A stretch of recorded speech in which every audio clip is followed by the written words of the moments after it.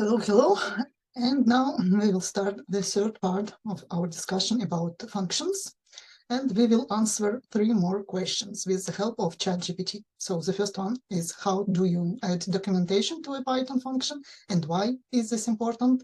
How do you handle errors or exceptions in a Python function, and why is this important? And can a Python function return multiple values? If so, how we can do this? So let's go. Here are some explanation. They are very short, so this time I will read them. Adding documentation to a Python function means writing comments that explain what the function does, what arguments it expects, and what it returns. This is important because it makes it easier for other people and yourself in the future to understand and use the function. And here is an example of a Python function with documentation. Let's take a look. So we have already seen this function of adding numbers, and here is the documentation. So let's take a look what's inside. So here we have a small explanation what this function does. So here is an explanation, description. Then we will need to explain what are those parameters. We gave names, but sometimes we need to give more details and explain what are those parameters, and explain what we will expect as a return. So we can see here that there is an information, seeing that the type of number 1 is integer, the second one is integer, and the return should be an integer. So those are probably requirements for that function that someone created. So we can give a very important set of information using the documentation that comes in triple quotes after the function definition. Now, the second question was about handling errors or exceptions. Handling error or exceptions in a Python function means anticipating potential errors that could occur, such as a user passing in the wrong type, such as a user passing in the wrong type of argument and responding to them in a way that prevents the program from crashing or producing incorrect results.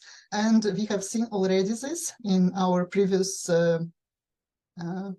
hands-on projects and in the assignment, that for this kind of issues we use try and except. And let's take a look. For example, divide numbers, another function that is similar to add numbers, but now we will divide numbers. And we know that in mathematics, we are not allowed to divide by 0.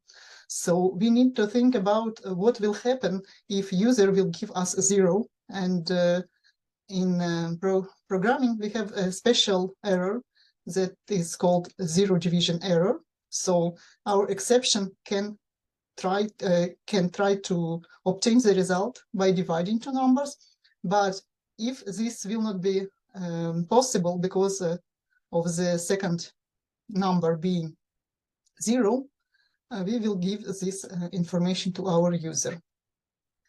And the third question we have answered here. Yes, a Python function can return multiple values by returning them as a tuple. A new word for us. We will learn more about tuples in the future, but for now we have an explanation here. Basically, tuple is a comma-separated list of values enclosed in parentheses. So for now it's okay. It's enough to understand what's going on. It's a list of values. And here we have an example. So we will calculate stats for numbers. It's a plural. It means that we expect it to be a list of values, some collection, not necessarily list, but probably it's a collection of some type. We will take a look and learn more about this in the future, but for now, let's take a look what do we expect from this function for now. So this function takes a list of numbers and returns the count, sum, and average. As a parameter, what do we expect? We expect a list of numbers, and as a return, we will return a tuple containing the count, sum, and average. So we will return a tuple, a list with 3 different values. let's see. So here we will calculate quantity of elements in the list using len. We have already seen this function when we were calculating the length of the string, and we can calculate the length of our list as well using len function. We can calculate sum, and another function is a sum, and we can calculate average. Average, it's a total divided by count, and we can return 3 values at once. So our return function can give back to our program 3 values at once, and we remember that we can have multiple assignment at once. So we will somewhere in our program we will use count, total, and average, and we will assign the result from calculate stats. So we can see that we will pass 5 arguments to the function. And here we can see that we expect 1 list. So basically we have 1 list, and inside list we have 5 elements. Later we will take a look how do we work with lists. Okay, so basically we have answered all 3 questions, but then you can ask more questions, have more details. And I asked to tell a little bit more about why do we need documentation in the function. It's a very simple function. Why do we need to write documentation? So I was curious and I asked ChatGPT to explain this to me. Basically, the most important part of the answer is here. Basically, we looking at the structure of the explanation here, we can see that we need to explain what function is doing, what kind of parameters we need to provide, and what do we expect from the function as a return. So it's basically what is written here. What are the arguments that it takes? What do we expect as a return value?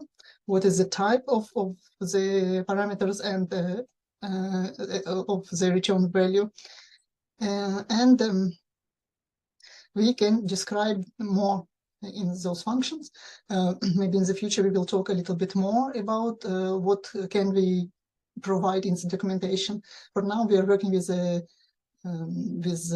relatively simple functions, so we will not go too deep discussing this, but it's important to know that normally you would need to provide documentation describing how your function is supposed to work. And if you want to know right away more information about the documentation, you can ask ChatGPT to help you where you can find more information.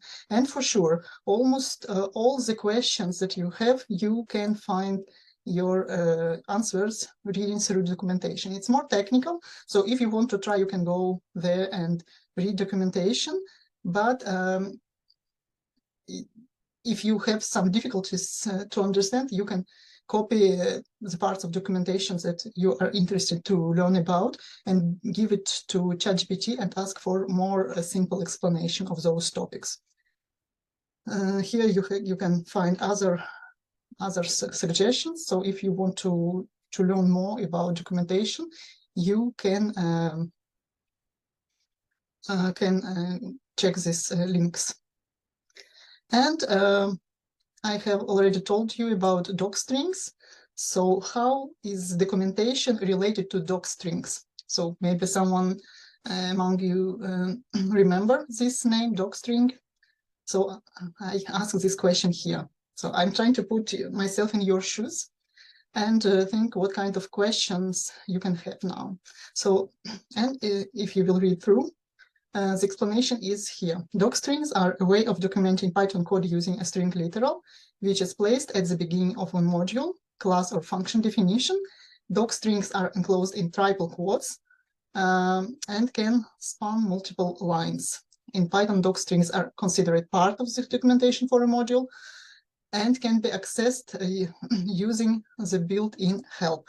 We have already tried this before. And when you ask help on any object, you will obtain what is written inside the docstring. So that's it. Once again, the example with the documentation with the docstring. So it's repeating a little bit what we have seen before. And I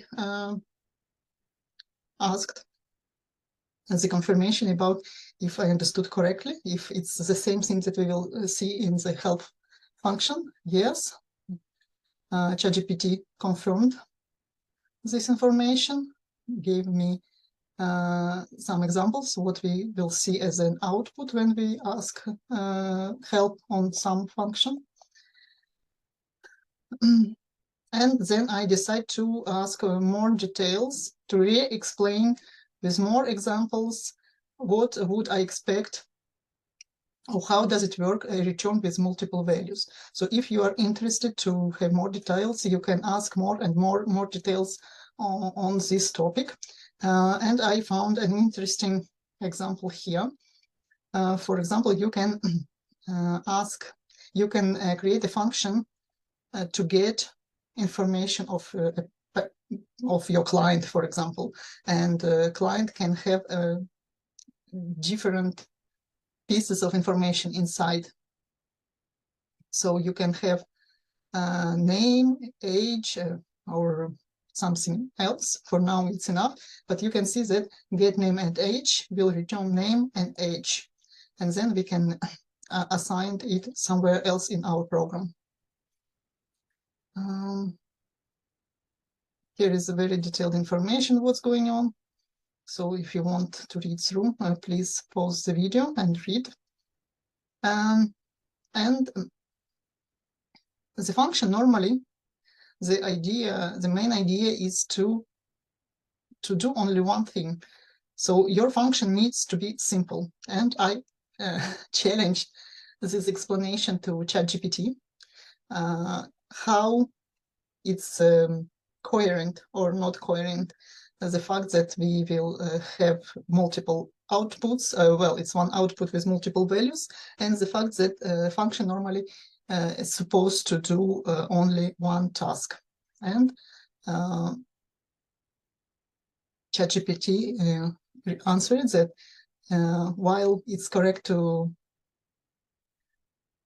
write functions and keep them focused and do only one thing, however, returning multiple values does not necessarily violate this principle.